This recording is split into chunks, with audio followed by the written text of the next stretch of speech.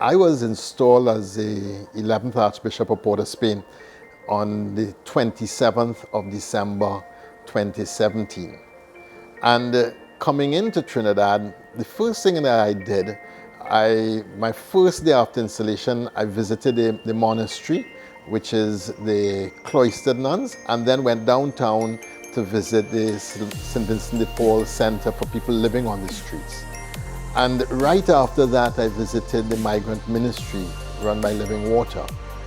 And it was clear that we were having a challenge with migrants and refugees in the country. Now, in the back of my head, the Holy Father's message about migrants from 2017, welcome, protect, promote, and integrate, was ringing in my head.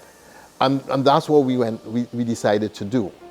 So in 2018, May, I made a call to all the parishes and said, look, we are having a national challenge. The Venezuelan migrants are coming. They're all over our country. And I would ask parishes, if there are migrants in your parish, please start something. Let's reach out. Let's do the welcoming, the protecting, the promoting, and the integrating into our communities. And that was the beginning of the migrant ministry in our Archdiocese. By September that year, Social Justice had put together a toolkit and started to do training and help. But the parishes responded immediately to that call.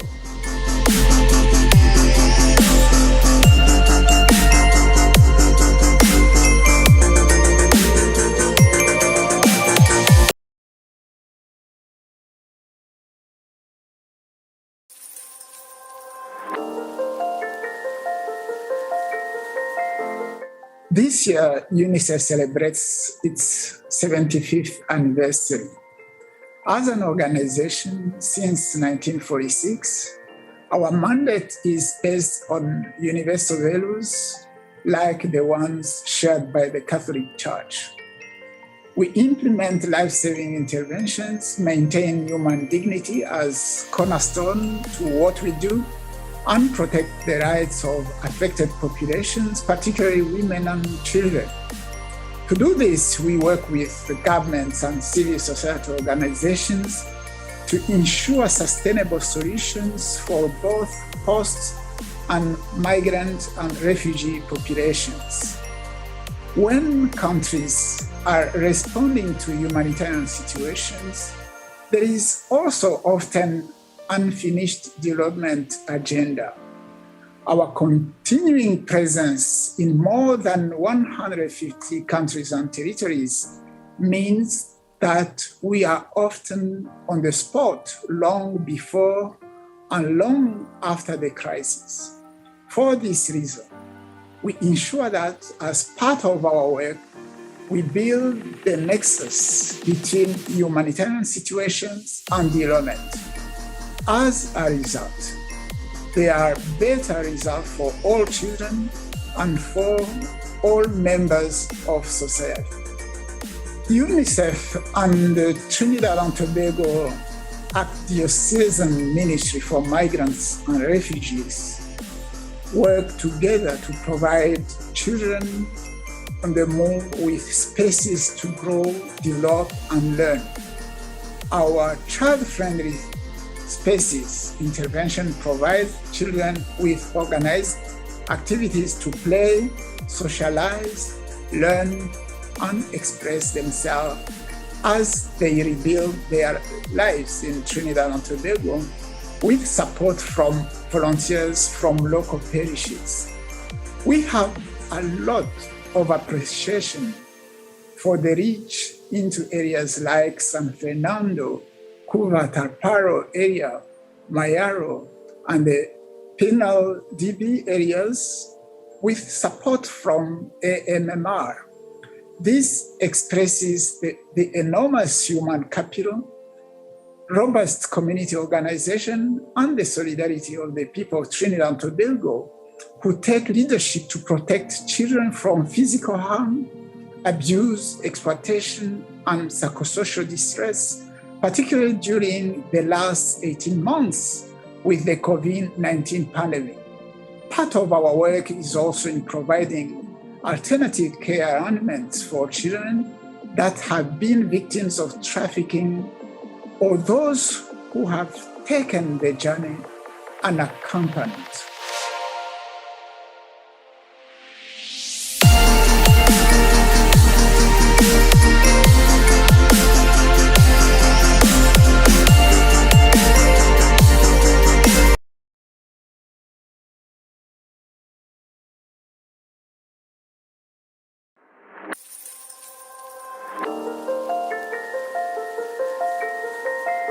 Our partnership with UNICEF really came at a critical time.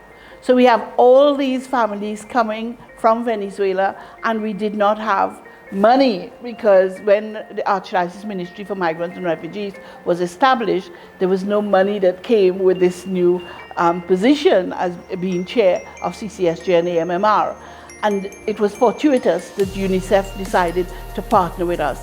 Essential because they are concerned with the welfare, the well-being of children. And so in October 2020, we signed an agreement to look at children on the move, as UNICEF calls them.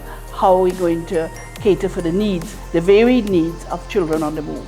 The children, as we know, have varied needs. So they need opportunities to continue learning. They need opportunities to integrate, to learn about our own culture while maintaining aspects of their own culture, because they didn't come here as empty vessels. They came with a language, a culture, richness, a rich heritage.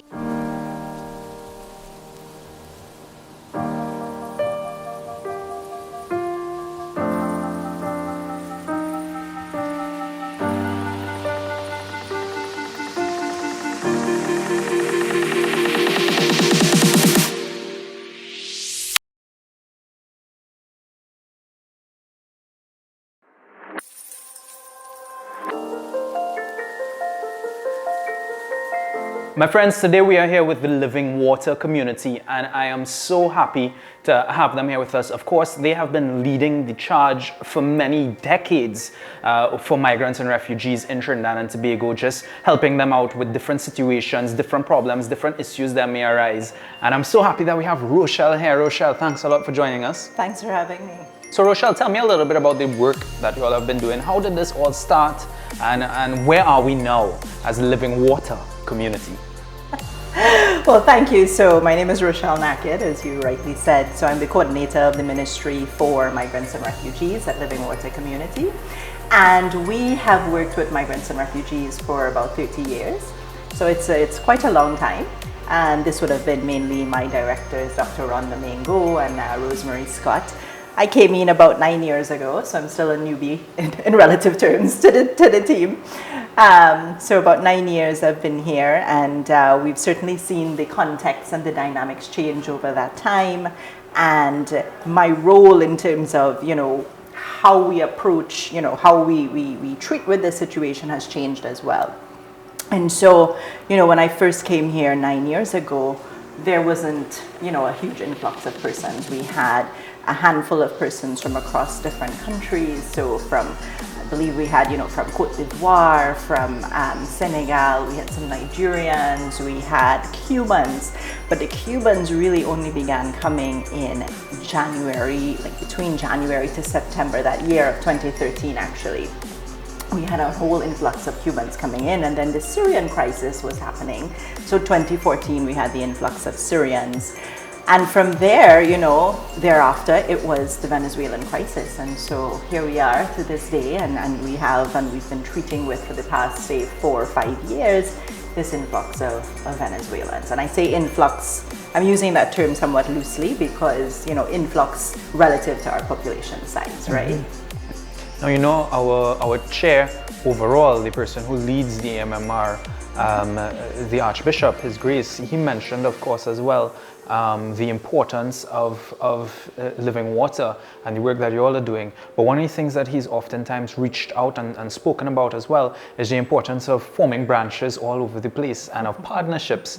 And of course the AMMR, which was only established very young, about 3 or 4 years ago, has now reached out to Living Waters, and we've established a partnership, and we're looking to run there. What do you think about that, and how do you feel about that partnership thus far?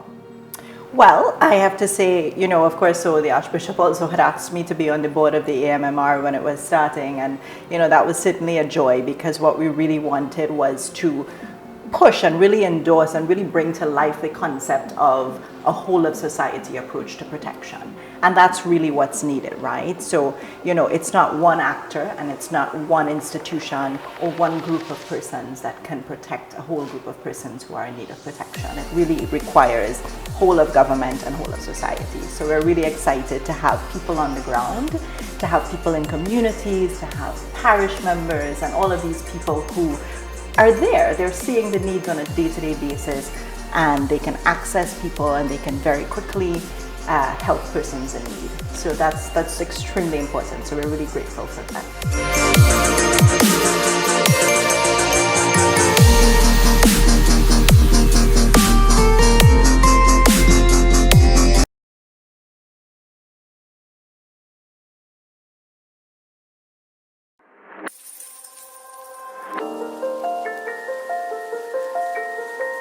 This program is a UNICEF-sponsored program that is being run in collaboration with the AMMR and the Catholic Commission for Social Justice.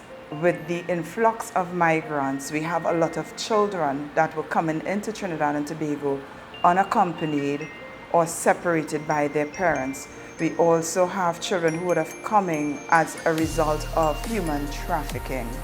So my role basically came about to develop a program, or to help build out a program that is going to offer some of these unaccompanied and migrant children a home, in terms of, and by home we mean a foster home, a home where they can have a foster parent or foster parents to take care of them, guide them, see to their every needs, and ensure that they continue to thrive and do well within the borders of Trinidad and Tobago. Based on one of the human interest stories that I would have done with a caregiver, the story was told where a youth had to, because of how he came, his mom put him on a boat to come meet his dad. So he started off unaccompanied, right? And then they had to stop at 3 different islands to sleep in the night and to eat food. And I think during that trek, because they had to stop on these islands where they knew nobody, they didn't know anybody on the boat, and then they had to eat food that they weren't familiar with, food that they caught in the forest and literally cooked. That was very traumatizing for that young person. So a lot of times when we have younger children coming in, children who are under the teenage years, you find that when you have to experience this, especially if you're alone, it can be extremely traumatizing. In addition to which, you don't have the comfort of a mommy or a daddy at night to say, listen, I'm afraid of this, or I'm not comfortable with this. You have to find warmth huddled next to a stranger, or you have to create your own warmth as an 8-year-old, a 9-year-old, a 10-year-old, a 15-year-old, or even a 17-year-old. And having to do that in a forest or on an island where there is no electricity, there is no running water, there is no type of amenities, it's a high-risk situation. So, and I'm not saying that this happened, but I'm saying there is the potential for other things to happen to children while they are coming to Trinidad and Tobago unaccompanied or separated.